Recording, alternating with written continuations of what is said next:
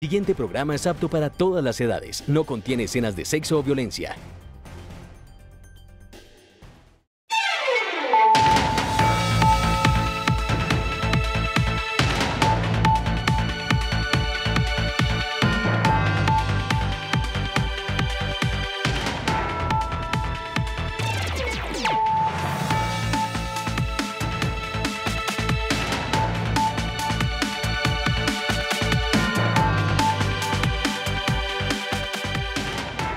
Bienvenidos a Opina Bogotá, el espacio de opinión y de debate del Canal Capital. Transmitimos a esta hora por señal abierta y por todas las plataformas digitales. Seguimos entrevistando a los candidatos a la presidencia de la República y esta noche vamos a conversar con Germán Vargas Lleras, candidato a la presidencia por firmas. Justo este lunes ha radicado 5.800.000 firmas por el movimiento ciudadano Mejor Vargas Lleras, y durante la próxima hora vamos a conversar con él sobre cuáles son las propuestas que él tiene para llegar a la presidencia de la República. Vamos a saber quién es él, qué responde a las críticas que se le hacen desde diferentes sectores, porque de eso se trata este espacio del Canal Capital, de que ustedes puedan conocer muy bien a quienes aspiran a dirigir los destinos de este país en las elecciones del próximo año. Erika Fontalvo, buenas noches. Hola, Yesid, ¿qué tal? Muy buenas noches para usted, para nuestros televidentes en Bogotá, en Cundinamarca, en todo el centro del país. Gracias una vez más por estar con nosotros en Opina Bogotá, conociendo las propuestas de los candidatos a la presidencia de la República. Nuestro invitado de esta noche, Germán Vargas Lleras, es una de las figuras de la política más reconocidas de Colombia, abogado bogotano que ha dedicado más de 36 años de su vida al servicio público. Lo ha hecho como concejal de Bogotá, senador, ministro, es vicepresidente, entre otros cargos. Solo le hace falta llegar a la Casa de Nariño. Se le reconoce por su liderazgo en temas de infraestructura, aeropuertos, vías, puertos.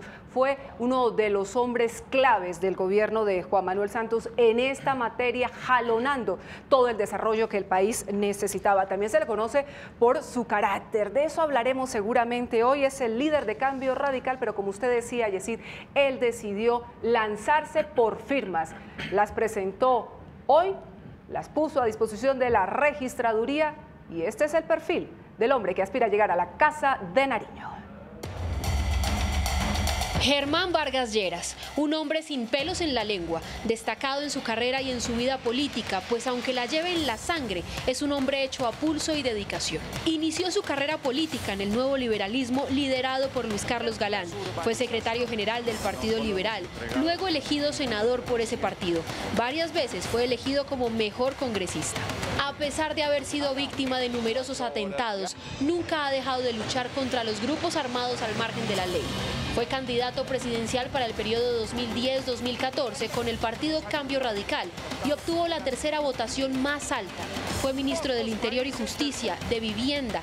Allí cumplió con la tarea de regalar 100.000 viviendas a colombianos de bajos recursos. Siempre fue escogido como el mejor ministro. En agosto de 2014 se posesionó como vicepresidente hasta principios de este año, porque considera que su camino apenas comienza.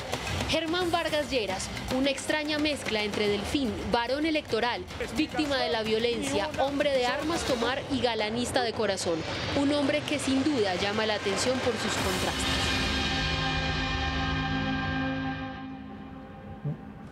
Bueno, ahí está el perfil de Germán Vargas Lleras. Doctor Vargas Lleras, buenas noches y gracias por estar acá en Canal Capital. Buenas noches, qué gusto poder participar esta noche.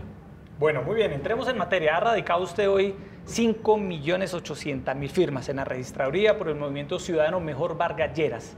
¿Cómo fue esa recolección de firmas? Y lo que muchos se preguntan, ¿por qué decidió inscribir su candidatura por firmas y no por el partido del cual usted ha sido el líder natural, como es Cambio Radical? Bueno, hace algunos meses tuve la muy grata visita de distinguidos profesionales, el doctor Eduardo Pacheco, el arquitecto Simón Vélez y muchos otros, y me hicieron la invitación. Expresaron que querían conformar un comité que le diera mayor validez a la inscripción de mi candidatura, que pudiera vincular a muchos otros sectores, dirigentes sociales, colombianos que no pertenecen a ningún partido político, a dirigentes que actualmente lo son de otros partidos, una convocatoria más amplia. Y yo, pues, les expresé que adelante, miles y miles de voluntarios en todo el país se vincularon a esta iniciativa. Y qué satisfacción que esta mañana hayamos inscrito 5.804.000 firmas para que sean validadas por la registraduría, y en el mes de enero seguramente procederá la inscripción de la candidatura. Pero aprovecho para expresarles a estas millones de personas que con su firma nos están dando un apoyo. Cada firma de uno de estos colombianos es una esperanza en que los programas que hemos venido presentando son la solución a muchos de los requerimientos que actualmente tienen los bogotanos. Yo me he dado a la tarea, semana a semana, de ir divulgando mis programas. Iniciamos con los temas de infraestructura, luego seguimos con el documento macroeconómico, entregamos nuestra visión de los problemas de la salud, lo hicimos en los temas de seguridad ciudadana, que es un problema que mucho aqueja a los bogotanos, y si quieren ahora compartimos cuál es el alcance de estas iniciativas. Lo hemos continuado haciendo. Esta misma semana lanzamos el programa de turismo y el año entrante lo haremos en los temas industriales, de generación de empleo, de comercio exterior. Son 25 documentos de política pública. A eso estuve dedicado, Erika, durante los 7 meses donde todo el mundo se preguntaba, ¿qué pasó con Vargas? Vargas estaba dedicado a estudiar a profundidad los temas sobre los que los colombianos quisieran dar un paso adelante. De manera que yo creo que estos programas que ya se han presentado y los que vendrán han despertado gran interés entre millones de colombianos que nos dieron con su firma su respaldo y que nos tienen muy motivados para seguir adelante en estos meses y librar esta contienda electoral que no va a ser nada fácil. Sin duda, vamos a profundizar más adelante en todos estos temas, en esos cuadernillos en los que se encuentran las propuestas hasta ahora divulgadas por Germán Vargas Lleras, pero en los temas políticos, y usted lo ha advertido hace un momento, doctor Vargas Lleras, la contienda electoral no va a ser sencilla, pero mire usted, ya se va definiendo en las últimas horas muchas precisiones, los candidatos. Sergio Fajardo por Coalición Colombia. Ahí se baja ya Claudia, se baja el senador Robledo, Iván Duque por el Centro Democrático, que luego entrará en una disputa seguramente con Marta Lucía Ramírez y el señor Ordóñez, el ex procurador. ¿Cómo ve hasta ahora la contienda electoral? Bueno, usted bien lo decía, ya se está depurando el escenario. Muchos colombianos, y de alguna manera legitimados para hacerlo, pues no tenían como miras aspirar realmente a la presidencia. Unos de ellos tienen como objetivo la alcaldía de Bogotá. Otros simplemente estaban promocionando sus nombres para fortalecerse, pero terminaron regresando al Congreso. De manera que, usted lo ha dicho, ya los temas se van aterrizando y el año entrante probablemente varios más tomen una decisión de no seguir en esta contienda. Doctor Vargas, usted decía ahora que evidentemente esta contienda no va a ser fácil y muchas personas, por ejemplo, recuerdan que usted en las encuestas de hace unos meses punteaba de favorito. Y en las últimas usted ha visto que de pronto ya no está en los primeros lugares o en el primer lugar como lo estuvo durante unos buenos meses. ¿Qué lectura hace usted del tema de las encuestas? Bueno, las encuestas son sumamente variables. Es distinto si usted pregunta por favorabilidad a si pregunta por intención de voto. Las encuestas son distintas si usted privilegia al departamento de Antioquia o a la ciudad de Bogotá, si el muestreo toma en cuenta lo rural o no lo toma, si son telefónicas o presenciales. De manera que yo no creo mucho en las encuestas. En el año 2010, como ustedes bien lo recordaban, ocupé el tercer lugar.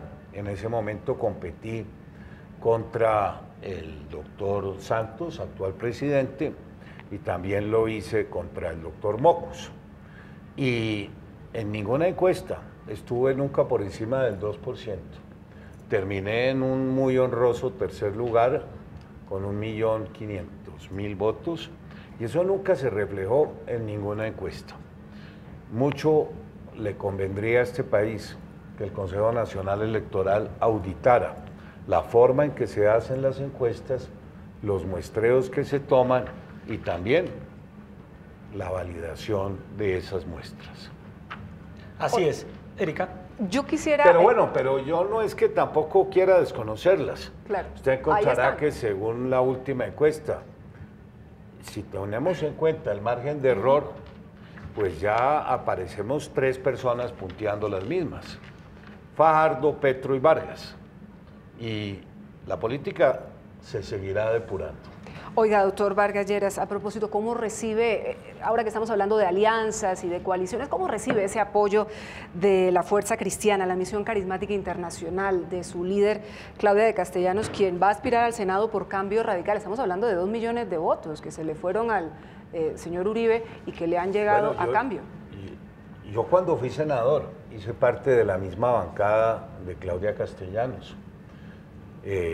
Luego ella tomó en su momento una decisión, yo abandoné el Senado, ella se fue a trabajar con Álvaro Uribe y ahora ha encontrado que la candidatura mía es la que más los interpreta. De manera que muy gustoso de poder recibir este respaldo, no solo para la lista de la que ella hará parte, sino que me han expresado todo su compromiso en Bogotá, en el Tolima, en el Huila, en todos aquellos sitios donde ellos tienen presencia, de respaldar mi candidatura. Estoy muy satisfecho, muy contento, son personas magníficas, de bien, solo aportan buenas ideas y una capacidad de organización como yo no he visto. ¿Y espera nuevas alianzas de aquí a que comience ya a definirse más cosas en la contienda?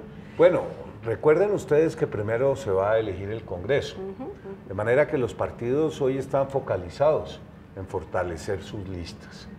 Ya lo de nuevas alianzas y acuerdos tendrá que tener lugar una vez pase la elección del Congreso de la República. Aquí en Canal Capital hace unas semanas el expresidente Uribe habló muy bien de usted. Lo destacó como un líder político, como alguien que tiene probada capacidad de ejecución. Y cuando se le preguntó al expresidente Uribe si le abría o no las puertas a Germán Vargas Lleras, el expresidente Uribe, Erika, señaló, el doctor Vargas Lleras no necesita que yo le abra las puertas, a él le han cerrado las puertas el presidente Santos. Su reacción frente a eso que dijo el expresidente Uribe. Bueno, no, yo del doctor Álvaro Uribe no tengo sino buenos recuerdos. Yo lo acompañé en su elección del año 2002 y no me arrepiento. Ustedes recordarán que para esa época teníamos 600 municipios del país sin presencia de la fuerza pública. Veníamos de un desastroso desenlace en lo que fueron los diálogos del Caguán. Yo creo que Álvaro Uribe le sirvió mucho a este país. Lo recuperó la esperanza. Para el año 2001 este era un país fallido. Vivíamos los peores momentos de la economía colombiana. Teníamos más de 6.000 secuestrados al año. La guerrilla estaba allá en las goteras de Bogotá y fue mucho el compromiso y el trabajo que el gobierno de Álvaro Uribe hizo para recuperarnos la seguridad. Lo acompañé en el año 2006, cuando fue reelecto.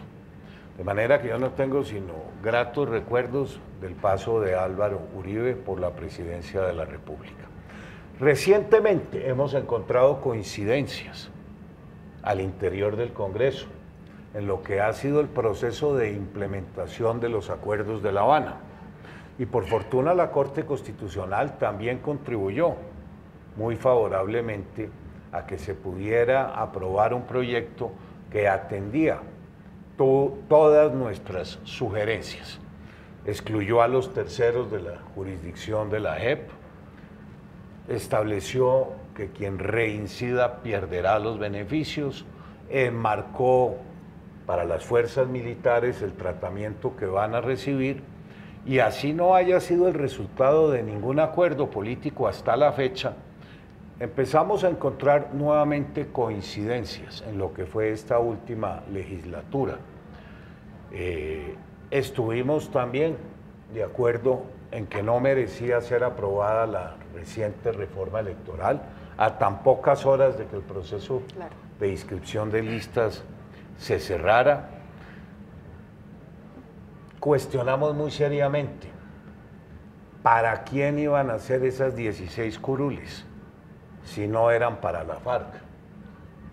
Bien, hubiera podido tomarse una decisión distinta que hubiera privilegiado a las verdaderas víctimas. Pero les menciono estos hechos para recalcar que en esta última etapa también hemos encontrado algunas coincidencias, no obstante estar en polos opuestos en el actual certamen electoral. En ese sentido, ¿usted descartaría por el momento o no una posible alianza con el Centro Democrático, con su candidato, si es que hay una posición de izquierda que va fortaleciéndose en el país, doctor Vargas Lleras? Bueno, no nos aventuremos a hacer conjeturas. Hoy fue inscrito el movimiento Vargas Lleras. Ellos también protocolizaron ya a su candidato, el doctor Iván Duque. Esperemos a ver qué sobreviene en los siguientes meses.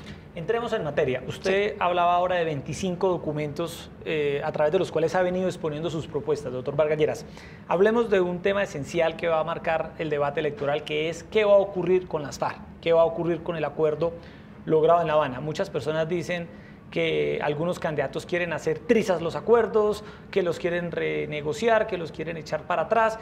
¿Cuál va a ser su postura, si es electo presidente de la República, sobre lo que se logró con la guerrilla de las FARC en La Habana? Bueno, mi posición es muy simple. Yo no haría para nada trizas los acuerdos. Yo creo que se ha ganado mucho.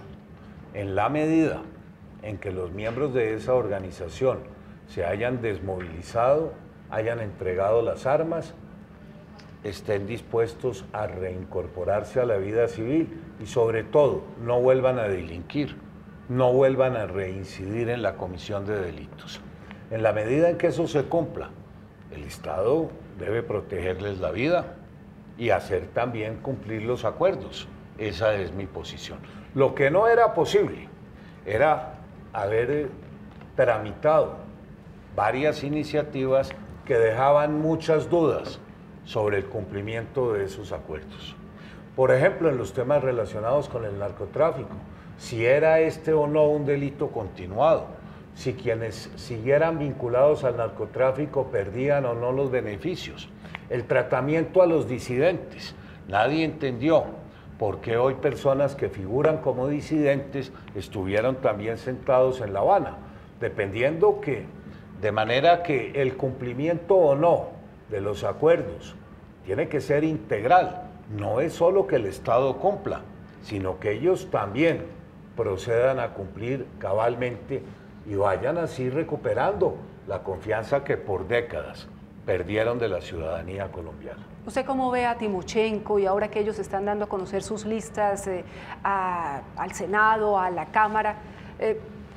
Hacer política por parte de las FARC es un nuevo escenario para todos los colombianos. Bueno, es un nuevo escenario, pero según la Corte Constitucional primero deben cumplir con dos exigencias: la verdad plena y la reparación a las víctimas.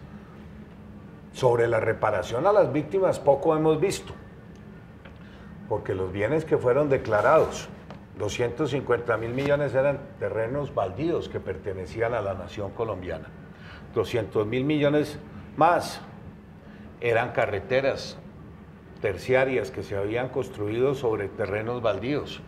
Otra parte muy importante estaba representada en las armas, de manera que no ve uno muy claramente con qué es que se va a reparar a las víctimas.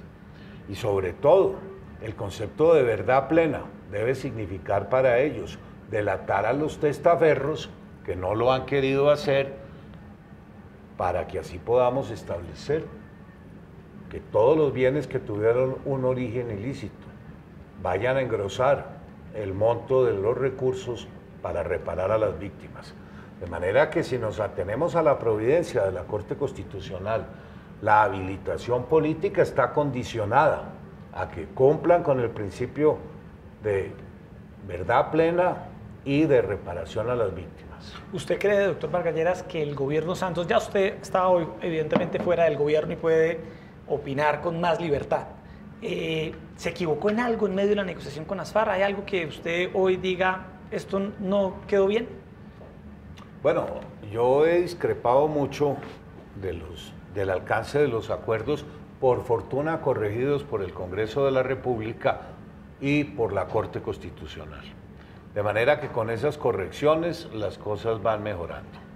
Y su política, ligando ese tema al azar, para entrar en detalle con el tema de la seguridad, ¿cuál va a ser el eje central de su propuesta en seguridad para los colombianos en caso de llegar a la presidencia? Bueno, para los temas de Bogotá yo he venido planteando muchas iniciativas. Lo que pasa es que el curso de los acontecimientos no me han podido aún permitir difundirlos. ¿En seguridad usted qué propone? No solo en Bogotá, sino a nivel nacional. En seguridad a nivel nacional, mire, los problemas que tenemos hoy en materia de seguridad ciudadana son enormes. 3.500.000 delitos se están cometiendo al año. El 50% de esos delitos tienen lugar en Bogotá, Cali, Barranquilla, Cúcuta y Bogotá, Barranquilla, Cúcuta, Cali y Medellín. El 50% de 3.500.000 delitos. ¿Cuánto terminan con condenas efectivas? El 1.5, 51.000 delitos. Lo que quiere decir que algo estamos haciendo mal. Lo que quiere decir que el crimen sí paga. Cuando tan solo el 1% de quienes cometen delitos son judicializados y terminan pagando condenas efectivas, es que algo muy malo está sucediendo. Y yo le diría que nuestras propuestas, que son 8, empecemos por la judicialización. ¿Cómo es posible que un delincuente termine entrando 20, 30 y 40 veces a la cárcel? Mi receta para eso, que la reincidencia, que quien sea sorprendido por segunda, por tercera vez cometiendo un delito, sea un factor de agravación de la pena y de no excarcelación del delincuente, independientemente de la cuantía o del monto por el cual se haya cometido el delito. Segunda propuesta, judicialización efectiva a las 24 horas del día. El crimen no descansa y no es posible que a las 6 de la tarde los fiscales no aparezcan, los jueces no aparezcan y el agente, el patrullero que captura a una persona tenga que permanecer 6 horas más allá de su turno en el proceso de judicialización. Unidad de criterios entre fiscalía, jueces y policía 24 horas al día. Tercer elemento, yo creo que en Bogotá, como en muchas ciudades del país, carecemos del suficiente pie de fuerza. Mire, aquí tenemos 130 hombres por cada 100.000 habitantes. El estándar internacional es de 300 hombres. De manera que hay que fortalecer el pie de fuerza. Cuarto, a muchos les va a llamar la atención, yo creo que los CAIs cumplieron un papel en su momento. Hoy no lo están haciendo. La capacidad de respuesta de los CAIs en Bogotá es muy lenta. ¿Por qué? Porque 6 hombres prefieren quedarse cuidando el CAI a atender un llamado. Hay que fortalecer el concepto de las estaciones, de las subestaciones de policía. ¿Usted acabaría los CAI? No, les daría una transformación, pero lo que sí fortalecería serían las subestaciones de policía en todas las localidades de Bogotá. Un elemento adicional, ¿cómo es posible que a estas alturas no nos hayamos integrado con el sector privado? Más de 150.000 hombres prestan el servicio de vigilancia privado. Hay que lograr algún grado de acuerdos para que haya mayor colaboración. Las cámaras de vigilancia, hay que también integrarlas a las cámaras privadas. Hay nuevos desarrollos en materia tecnológica que mucho valdría la pena incorporar. Estamos hablando de que los muchachos en Bogotá y en el resto del país están entrando al mundo delincuencial a través del consumo de la droga. Todo este tema de las pandillas, hay que poner y crear entornos seguros en los colegios, recuperar los pies y los frentes de vigilancia en los barrios y en las cuadras. Para eso tenemos una estrategia muy adecuada en donde muchos ciudadanos, personas mayores, amas de casa, podrían prestarnos una gran colaboración. El 1, 2, 3. Bueno, la propuesta es muy amplia. Parte del principio de judicialización, de ampliar nuevos cupos carcelarios, porque la congestión carcelaria no se combate con mayor impunidad. Tenemos una estrategia muy clara para los delitos que más están agobiando: el robo de celulares, la microextorsión, el consumo de drogas, y vamos a tener que adoptar medidas severas. Tenemos georreferenciados los mayores sitios delincuenciales en Bogotá, y ahí hay que tomar medidas, no solo frente a las armas de fuego, sino también frente a las armas blancas que ocasionan la misma intimidación que las armas de fuego. Oiga, dos asuntos polémicos, doctor Germán Vargas Lleras. Yo leí juiciosa su cuadernillo de seguridad. Uno, lo de los menores infractores, que usted propone bajar la edad punible. Y dos, el fin del IMPEC. Usted plantea el fin del IMPEC, entonces, ¿qué organismo o qué institución se encargaría del tema de las cárceles? Empecemos por lo segundo. Mire, todo el mundo sabe lo que ocurre en el IMPEC. Yo fui ministro de Justicia. Capturábamos un guardián cometiendo un delito y a las 2 horas nos lo tenían con fuero sindical. No podíamos proceder. ¿Cuántos sindicatos se caen en el IMPEC? Más de 50. 92 sindicatos en una misma entidad y 1.200 guardianes aforados. Así es imposible. Yo estoy proponiendo eliminar el IMPEC, que haya una dirección adscrita a la Policía Nacional. De los actuales guardianes del IMPEC, quienes pasen los exámenes se incorporarán a esa dirección adscrita bajo el principio de verdad sabida y buena fe guardada. Usted no puede tener 92 sindicatos armados en una misma entidad, porque eso es lo que fomenta que al interior de los centros penitenciarios se siga delinquiendo. Eso con relación a su segunda pregunta. Con relación a la primera, todos los países del mundo están bajando los estándares para los menores. Ya no, el factor de la edad no es solo el que prima, sino el factor de la madurez psicológica. Pero esto, más que para castigar a los menores, es para evitar que las estructuras, las principales estructuras criminales, sigan utilizando estos vacíos legales y sigan aprovechando a los jóvenes para cometer y engrosar sus redes de distribución. Doctor Vargas Lleras, salimos a las calles y le consultamos a la gente, le pedimos que les hicieran unas preguntas, y estas son 2 preguntas puntuales que tienen 2 ciudadanos en las calles de Bogotá. Quisiera preguntarle al doctor Lleras qué piensa él. Hay algunos candidatos que están pensando en subir la edad pensional. ¿Qué piensa él al respecto de esa? Doctor Germán Vargas Lleras, con sus diferentes propuestas que usted tiene, ¿qué es lo que nos presentaría para los retos de la Colombia mejor educada en todo lo que tiene que ver con la educación de nuestros niños y jóvenes del territorio colombiano? ¿Cuál es la posibilidad para esa verdadera Colombia que sea la más educada y la verdadera Colombia del siglo XXI?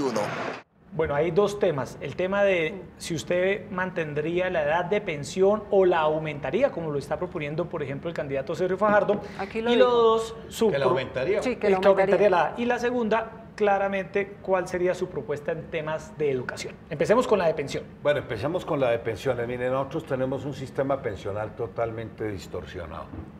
Eso quiere decir que el Estado colombiano el año entrante gastará 41 billones de pesos. Serán los aportes a las pensiones del Estado colombiano. Tenemos un sistema muy injusto. 17 millones de personas no tienen ni siquiera hoy la posibilidad de obtener una pensión de salario mínimo. El 40% de estos 40 billones se gasta en altas pensiones, las más altas, 25 salarios mínimos, pensionando a colombianos que nunca hicieron ni siquiera la tercera parte del ahorro que les hubiera permitido gozar de esas pensiones. De manera que tenemos un sistema inequitativo, poco sostenible y poco solidario. Yo diría que más allá del tema de la edad, lo que hay es que garantizarle al mayor número de colombianos una pensión, aunque sea de un salario mínimo. 17 millones hoy no la tienen. Y quienes quieran pensionarse con 20, con 25 salarios mínimos, que se vayan al sistema privado. Pero no puede seguir el Estado subsidiando las pensiones altas en este país. Eso mal que bien, representa 18 billones de pesos que anualmente nos gastamos. ¿En quiénes? En quienes tienen las pensiones más altas de Colombia y que no ahorraron para gozar de esos beneficios. De manera que, pues es muy complejo. Pensiones altas, quienes las quieran tener, que se vayan a hacer sus ahorros en las compañías privadas y dedicar el Estado y las entidades del Estado a masificar que muchos más colombianos, millones de ellos, puedan acceder a una pensión. Esa es un poco la línea en la que nos estamos moviendo. Aún estamos mirando eso, pero no parece razonable, ni sería una solución de corto plazo, por el tema de los derechos adquiridos. En Colombia tenemos unos derechos adquiridos, claro, y quienes están jubilando a unas determinadas condiciones ya adquirieron un derecho. De manera que básicamente el nuestro será una reforma solidaria, equitativa y sostenible. Bueno, la otra pregunta, Erika, educación. ¿Qué va a hacer usted en educación? Bueno, ya lanzamos la semana pasada nuestro programa Mejor la Familia. Este país gasta 11 billones de pesos, que son recursos que van a los sectores sociales, en 22 programas distintos.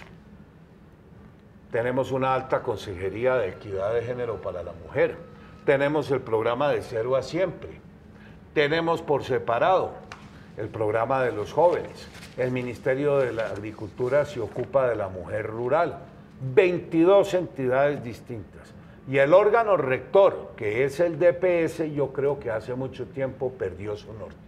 Mi propuesta es integrarlos a todos bajo el Ministerio de la Familia, que se ocuparía hoy de brindar una atención integral. Miles de colombianos en Colombia, por falta de información, por no tener los mecanismos adecuados, merecerían estar teniendo un apoyo del gobierno colombiano y hoy no lo tienen.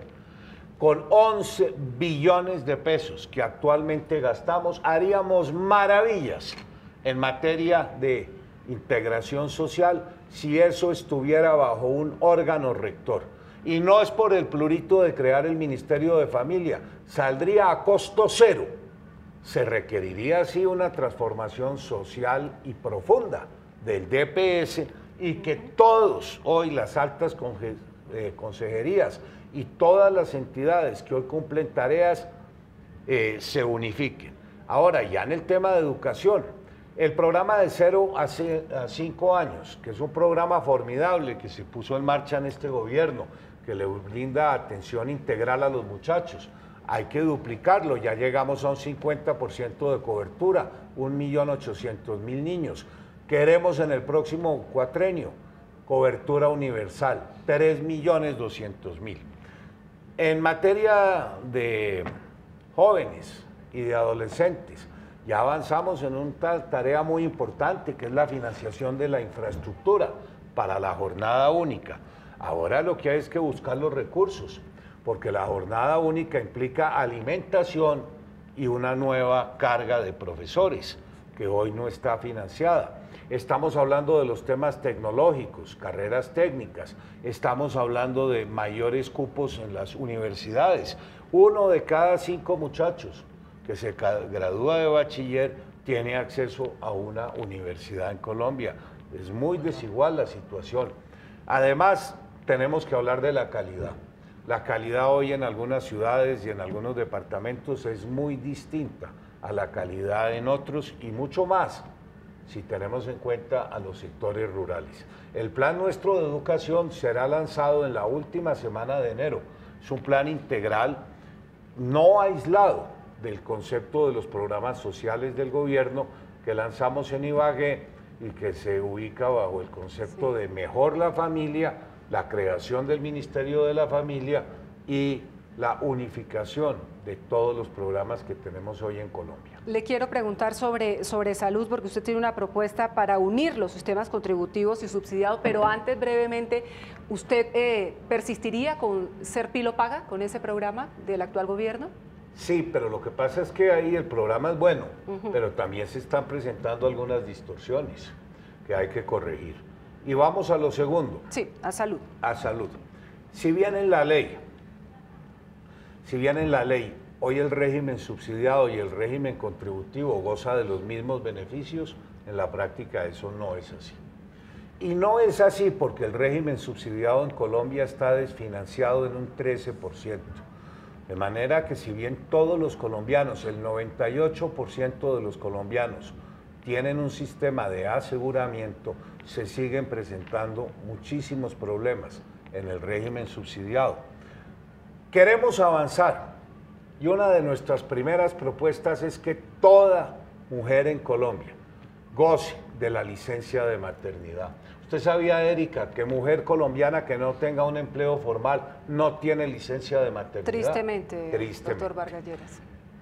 De manera que una de nuestras primeras propuestas, que sería un gran logro, que toda mujer colombiana en el régimen subsidiado tenga licencia de maternidad en tiempo y en dinero. Y que no la echen Y del las trabajo. mujeres del régimen contributivo puedan hacer extensivo el beneficio a la persona que figura como beneficiada. Segundo, en materia de nutrición, este país está muy lejos del promedio mundial de la Organización Mundial de la Salud.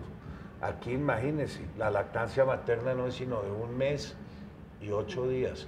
Tenemos que pasar a 15 meses, que es la recomendación. Y para eso también tenemos una estrategia muy clara. Las salas en todas las empresas, el teletrabajo, el horario continuado. Pero avancemos aún más. Mire, estamos proponiendo que en el régimen de salud todo colombiano esté adscrito a un médico especializado en familia. Esta sea la puerta de ingreso al sistema. Que no sean las tutelas, 650.000 al año, que no sean las salas de cuidados intensivos, que es hoy en muchos casos la única posibilidad para que un colombiano sea atendido oportunamente. El médico especialista en familia es un modelo muy exitoso en Francia, en Canadá y en otros países. Es un médico que tiene el gobierno sobre el paciente, es quien tiene la facultad de remitirlo. De manera que nuestra política de salud también insistirá en eso. Es muy importante que los médicos residentes en Colombia, durante el periodo de su residencia, ganen algún tipo de remuneración. Nos están haciendo falta 5.000 especialistas. Y por eso es que en muchas zonas del país el concepto del especialista hoy hace que no se presten los servicios. ¿Y qué va a hacer con las EPS? Las EPS. Tenemos 60 EPS en Colombia. Muchas de ellas no tienen ni la capacidad ni el músculo financiero, ni siquiera conocen el perfil de las personas aseguradas. Como lo diría también, que no es razonable que tengamos 17.000 IPS. Es que en torno al negocio de la salud, que no debería ser un negocio, se apoderó también la corrupción en Colombia. Las posiciones más apetecidas en las alcaldías, en las gobernaciones, siguen siendo las que orientan al sector salud. Miren, en este trabajo yo me he encontrado con que muchos hospitales públicos son públicos de la fachada para afuera, pero si usted entra al hospital público, se concesionaron los negocios más lucrativos, las farmacias, las unidades de diagnóstico, las unidades de cuidados intensivos. Eso así no puede continuar. Mire todos los desfalcos en el sector salud. Tenemos que recuperar la salud pública. ¿Cómo es posible que el paludismo siga en la zona pacífica? La enfermedad del Chagas en los Santanderes, la desnutrición en la Guajira. Abandonamos el concepto de política pública. La industria farmacéutica. Hoy, con excepción de 2 empresas, estamos en manos de multinacionales. Por eso tenemos los costos más altos para Latinoamérica en materia de medicamentos. Países como Argentina, como México, como Brasil, protegieron su industria farmacéutica. Aquí bien podríamos hacer para abaratar el costo de los medicamentos, de darle entrada a los genéricos, siempre y cuando los principios activos de esos medicamentos cumplan con unos determinados estándares. Pero en los temas de salud nos hemos ocupado de valorar la industria farmacéutica, el modelo actual de aseguramiento. Mire, el problema de las clínicas. Ustedes saben cuánto le debe hoy el sistema a todas las clínicas y hospitales del país, 8 billones de pesos. Sí. Así es imposible. Todos los hospitales con una cartera de miles de millones de pesos a gatas se ven para seguir asistiendo pacientes, pagando la nómina de los médicos y brindando un adecuado servicio. Lo primero que tenemos que hacer es ponernos al día con la deuda de los hospitales. Doctor Vargas Lleras, hablaba usted ahora de la corrupción, que es uno de los principales problemas del país. Hemos visto cómo en los últimos meses se han destapado escándalos de corrupción de todo tipo, el cartel de la toga, el escándalo de Brecht y demás. Usted, como presidente, ¿qué haría para combatir y para ponerle freno a esta corrupción que tanto daño le está haciendo al país? Bueno, en primer lugar, cumplir las leyes. Yo, cuando tuve la oportunidad como ministro, fui el promotor de los 2 estatutos anticorrupción que hoy tiene Colombia. Un arsenal de normas que no se cumplen. Lo segundo, adoptar buenas prácticas de gobierno. Mire, durante mi paso por el Ministerio de Vivienda, cambié el modelo de contratación, dando ejemplo, casa entregada, casa pagada. Nadie jugaba con los recursos del Estado. Y tan solo cuando una determinada vivienda había sido terminada y nos la entregaban en óptimas condiciones, el Estado procedía a pagarla. Y por eso, para el año entrante, habremos entregado más de 450.000 unidades en materia de vivienda social, que era algo que el país no hacía hace muchos años. Y la misma metodología la implementamos en acueductos y alcantarillados, 2.500 proyectos entregados. Y la misma se hizo en materia de infraestructura. Por eso usted ve que todas las carreteras hoy en Colombia adelantan satisfactoriamente sus obras. Acabamos los anticipos, acabamos las adiciones, establecimos el modelo tipo en los pliegos de contratación. Sí se puede, lo logramos en vivienda, lo logramos en agua, lo logramos en las carreteras, en los aeropuertos. Sí se puede con buenas prácticas, siempre y cuando erradiquemos los criterios de gobernabilidad, que es lo más perjudicial y lo que más ha profundizado la corrupción en Colombia. ¿Esos criterios de gobernabilidad cuáles son, doctor? Pues son los criterios de que para usted comprar gobernabilidad utiliza recursos del Estado, hace contratos interadministrativos, naturalmente que a un contrato para una obra al que le mete la mano un parlamentario, un alcalde, un interventor, no termina en nada. En su gobierno no va a haber mermelada. Ya lo demostré en el Ministerio del Interior, el famoso Fonsecó. Utilicé los 350.000 millones de pesos del ministerio, se los trasladé al entonces general Naranjo en la Policía Nacional, se ejecutaron en la policía. Con esos recursos se mejoró mucho el sistema de cámaras, se estableció el plan cuadrantes y no se ejecutó ni un peso en el ministerio comprando, digámoslo claramente, gobernabilidad en ese entonces. Y los mismos criterios se trasladaron al Ministerio de la Vivienda, de Agua y de Infraestructura, con muy exitosos resultados. Oiga, doctor Germán Vargas Lleras, ya que estamos hablando... Es que es muy fácil hablar de corrupción, sin duda, cuando usted no ha tenido la responsabilidad de ejecutar nada. Pero dígame qué otro colombiano tuvo bajo su responsabilidad la coordinación de más de 60 billones de pesos. Todas las obras se entregaron o se están construyendo y sobre ninguna de ellas hubo lugar a ninguna investigación. Eso precisamente le iba a preguntar, ¿cuál es su propuesta para seguir mejorando la infraestructura del país? Necesitamos más vías nacionales, más vías regionales, sí, las terciarias, puertos, aquí en Bogotá aeropuertos. Estamos muy quedados. Estamos graves.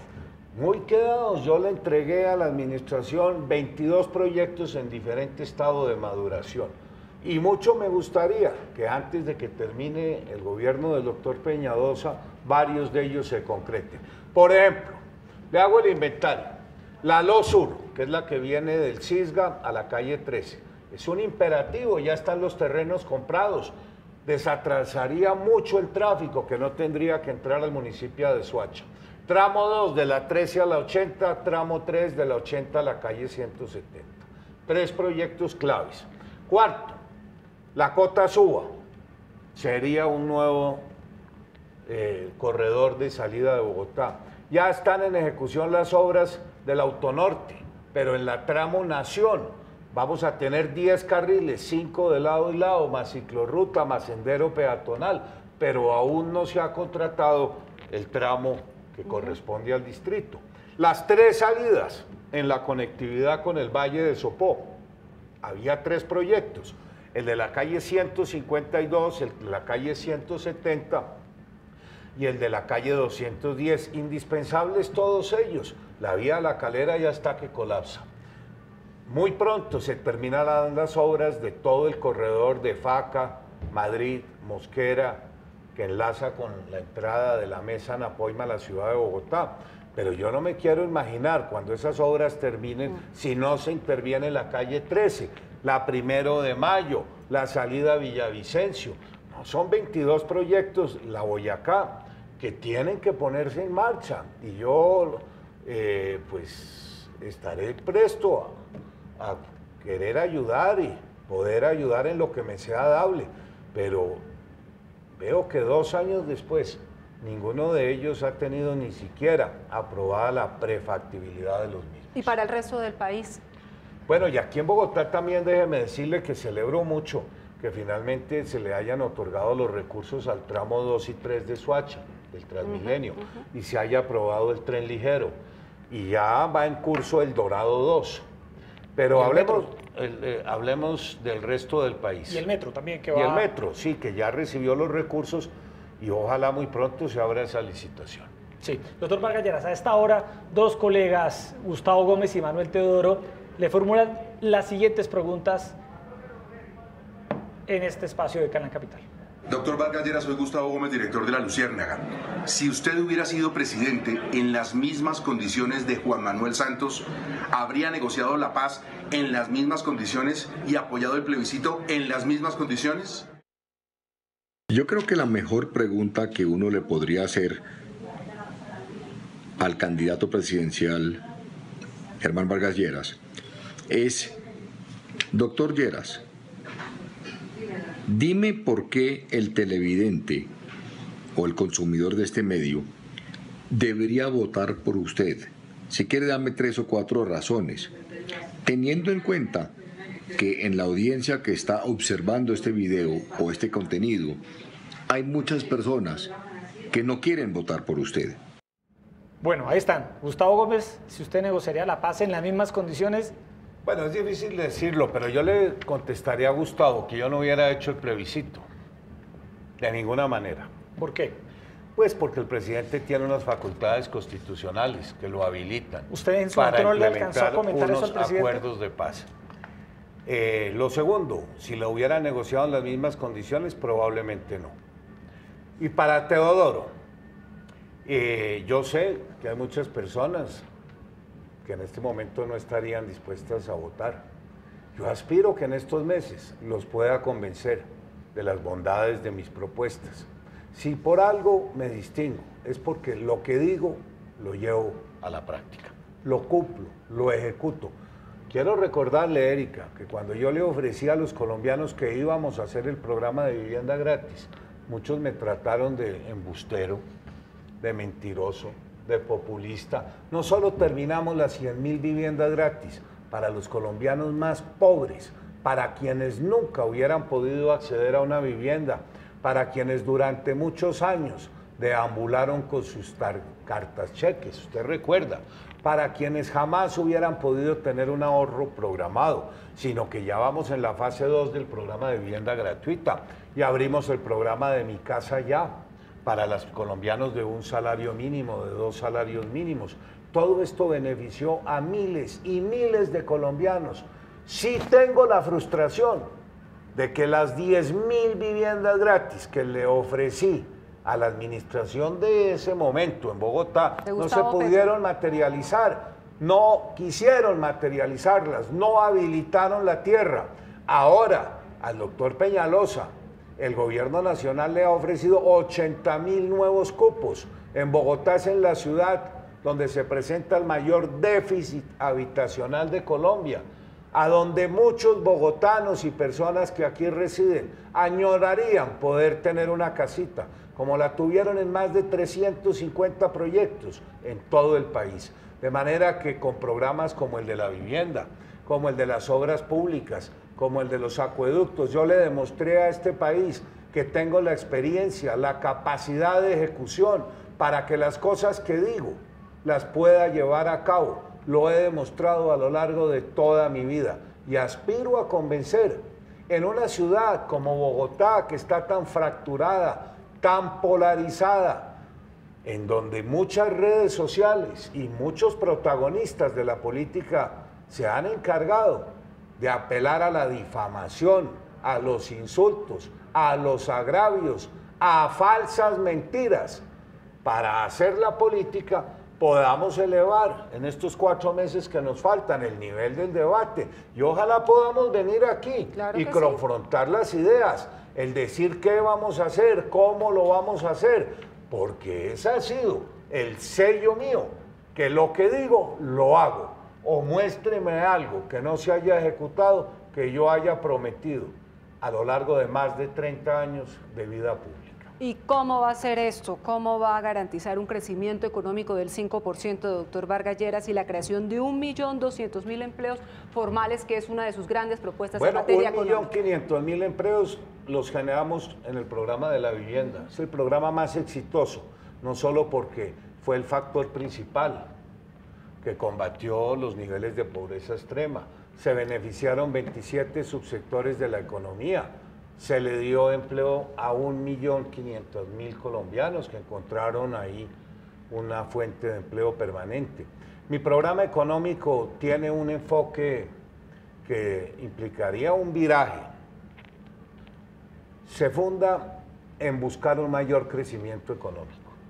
Crecimiento económico es una cosa como etérea, pero el crecimiento económico es lo que nos va a generar mayor empleo, mayor formalización, que más colombianos encuentren un empleo con mejores ingresos. Y para eso estamos apelando a 5 sectores que consideramos vitales. La infraestructura, por supuesto, la vivienda también lo será, el sector agrícola con unas tasas tributarias y unas condiciones que, al igual que lo hicieron y lograron en Perú, le va a permitir a este país multiplicar por 4 las exportaciones y alcanzar el pleno autoabastecimiento alimentario. El cuarto es un programa dedicado a la industria y sobre todo a la manufactura con vocación exportadora. Y así el quinto sea algo impopular. Nosotros no podemos perder el autoabastecimiento petrolero. Ya tenemos enormes dificultades. Nos vinimos a dar cuenta de una muy dura realidad, que el 50% de todo lo que el Estado colombiano gastaba en educación, en salud, en vivienda, tenía como origen las exportaciones petroleras. De manera que tenemos que hacer un esfuerzo para encontrar nuevos yacimientos. ¿Fracking sí o fracking no? ¿Usted se imaginaría a este país teniendo que importar petróleo? Bueno, lo del fracking está en este momento en valoración, están haciendo unos estudios en el Magdalena Medio, espero poder conocer esos informes. Pero lo que no nos puede pasar en Colombia es el perder el autoabastecimiento petrolero, no solo porque sería una desgracia para el fisco colombiano tener que importar petróleo, sino porque eliminaríamos nuestra principal fuente hoy de ingreso en materia de recursos para el gobierno nacional.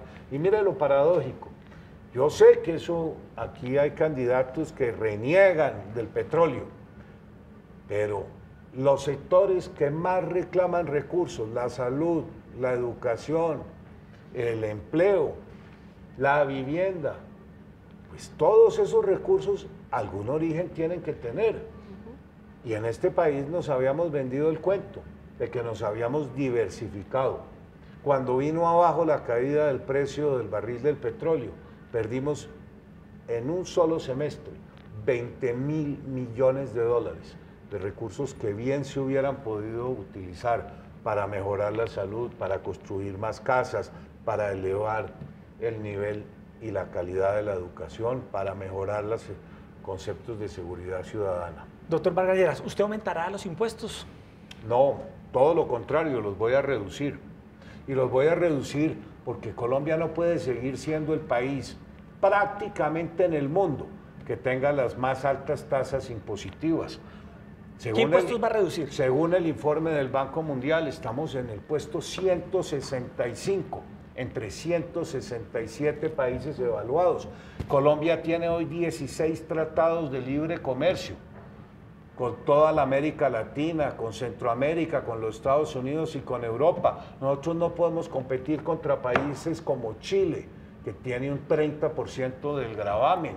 El Perú, el 41%, el promedio de la tasa de tributación en América Latina es del 41%, y aquí ya estamos en el 69.5%. Eso es lo que explica que muchas industrias hayan preferido trasladarse a México, a Perú, y nos estén hoy enviando el producto terminado.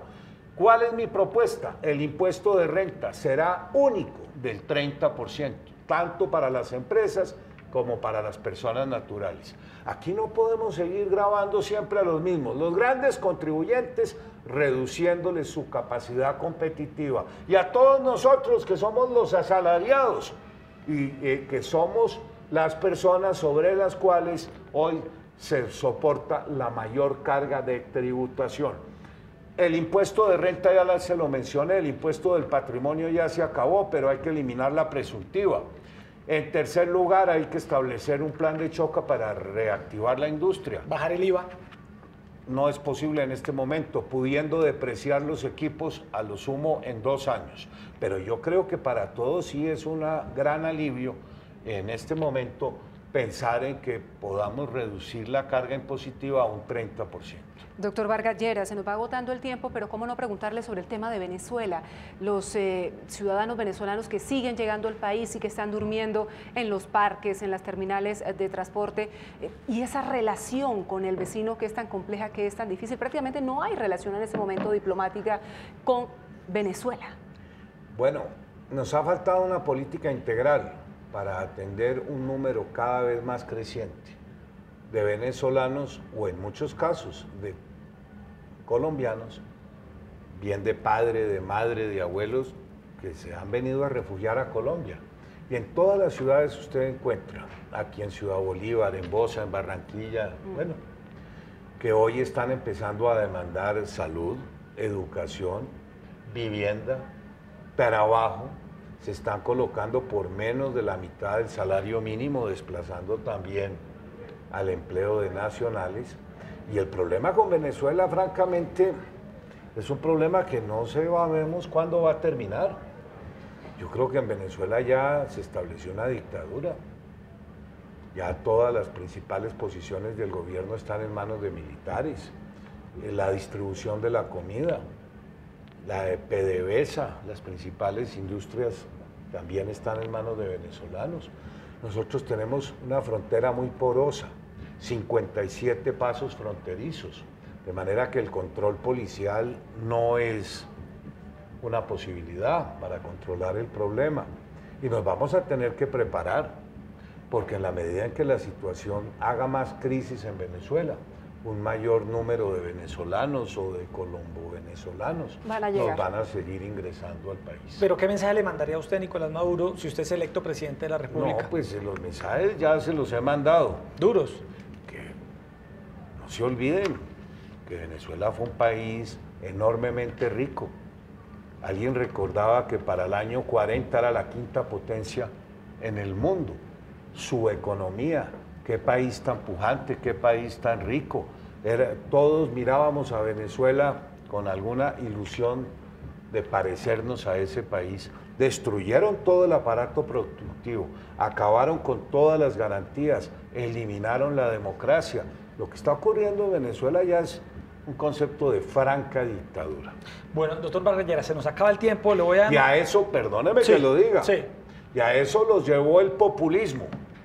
O sea, que usted cree que en Colombia hay una amenaza castrochavista que llaman. No castrochavista, pero aquí, si sectores muy radicales de la izquierda colombiana acceden al poder político, empezaríamos a recorrer el mismo camino que recorrieron los venezolanos. Bueno, lo vivimos también ya aquí en Bogotá.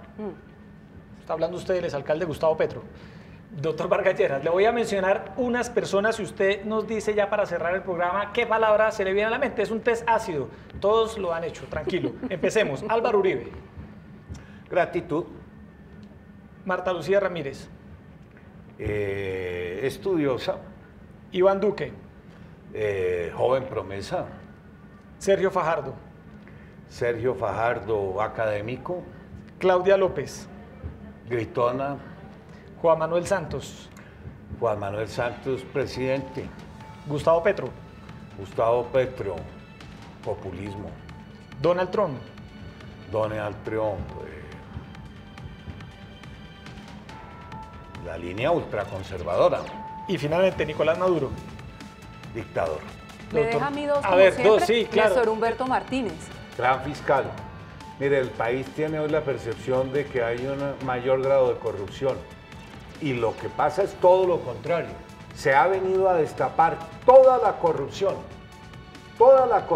que carcomía este país, gracias a la labor de un gran fiscal, Néstor Humberto Martínez, que no le tiembla la mano para hacer y poner en evidencia y judicializar miles de casos a nivel regional y nacional de personas que han estado involucradas en la corrupción. ¿Cómo está su salud? ¿Se está portando bien? Bien, muy bien. Juicioso, siguiendo las recomendaciones de los doctores en esta campaña que apenas comienza. Mire, si no estuviera muy bien de salud, no arrancaría. El mal genio ya lo ha moderado. No arrancaría con esta cosa tan tremenda que va a ser este debate que se avecina. Y ese tema del genio, doctor Vargas, que se lo critican mucho. ¿Le parece? Lo vemos No, sonriendo. no, está tranquilo, sí, está Queremos tranquilo. que siga sonriendo. Usted ha visto todos esos memes, que coscorrón, que los cascos y todo, pero eso ya... Sí, pero es que esta campaña también ha sido de difamaciones. Lo de las redes se prestan para todo. Y yo he tenido que soportar a lo largo de 9 meses a decenas de candidatos dándome palo.